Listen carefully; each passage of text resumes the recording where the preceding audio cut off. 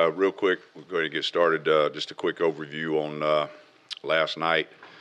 Really, it can only be summed up by unacceptable. We were not effective in doing our job, and that rests with me in terms of assessing everything and how we go about what we do. And then the thing that probably stands out that makes that ring so true is our guys played extremely hard for 4 quarters. I think that's evident in the fact that they fought all the way to the block field goal, and we had guys get injured and come back in, and just on the sideline that was, hey, I'm going back in. So they had a passion and they fought with a lot of effort.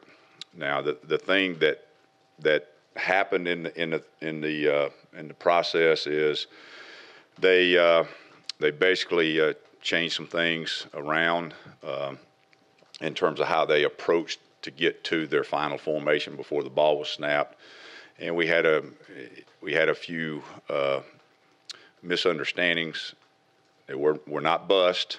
It wasn't like that.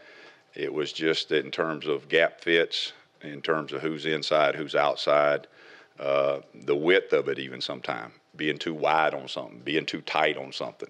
Just they allowed the reloading of that empty back into the backfield we didn't fit things very cleanly. And so, and then the missed tackles. The missed tackles were not good at all, uncharacteristic of us, something that we have not done, but we'll get it corrected. With that, I'll open up for questions. How much of an effect on your defense was that at game time, almost 17 straight minutes when your guys were on the field from the second quarter or through the third quarter? Well, I didn't know that. So, obviously we're up there scrambling and looking down, so we just know when they tell us, hey, defense up. And that's really more the first responder mentality. We build the room. That has no effect on it. Number one is when we get called, we go play, we go stop them, we get off the field, and we've got something to do with that.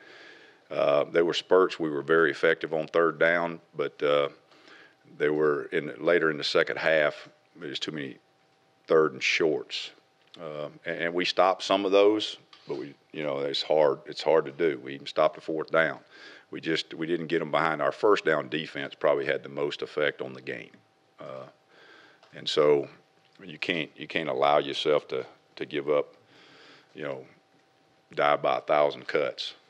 You just can't do it, and it all goes back to just doing your job, being in your gap, trust your teammate, and trust the scheme, trust the teammate. You don't have to make plays that aren't yours to make. You got teammates to get that done. That's the biggest thing. We talked a lot today about, which we've talked about before, is you've got to be accountable and responsible. You've got to be accountable for doing your job. You've got to be responsible to own it. And then with that, you've got to have an attitude of correction. And so with those three things, that's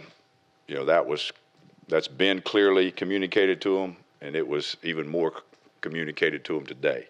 The video evidence doesn't lie. When you're not in your gap, because you're trying to make a play, and now you got 2 outside rather than 1 inside, things aren't pretty, and that's really what happened, and that's on us as coaches to get that corrected.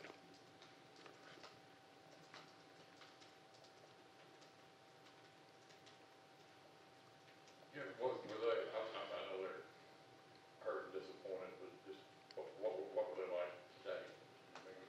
Well, again, we went back and reiterated what we're built on in that room, and when we're in meetings, is to always be accountable, own it. If you make a mistake, if I make one and it's on video and I tell them, hey, that's on me, guys. So own your mistakes, be accountable, and then have an attitude of correction.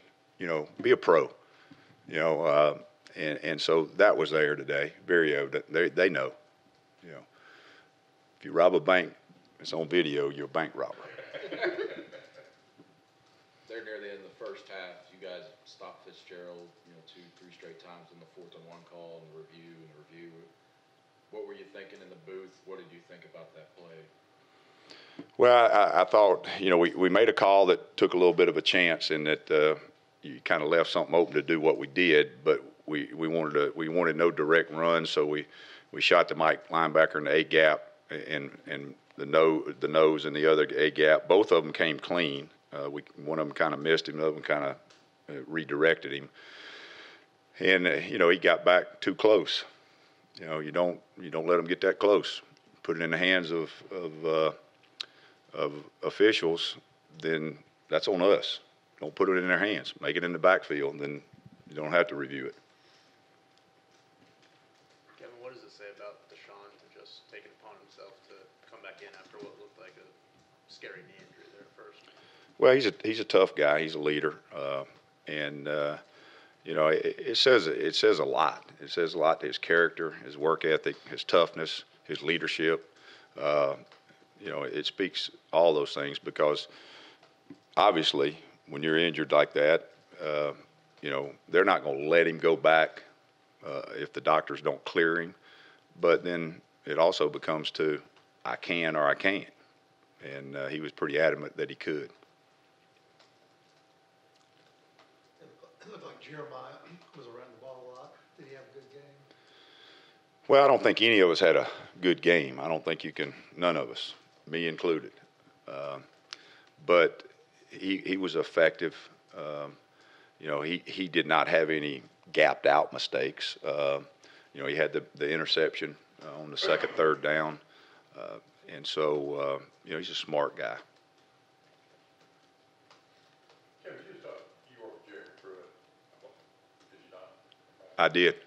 Just talk about what he kind of brings from what you know of him. Yeah, well, Jeremy's a very, very smart football coach. Very smart football coach. And, he's a tough guy that is relentless. You haven't been able to watch any of Yeah. Tennessee yet? Yeah, What a are very, your- very little bit. They're well coached. They're well coached. Obviously they're still in the process of putting their mark on the team, but they're well coached.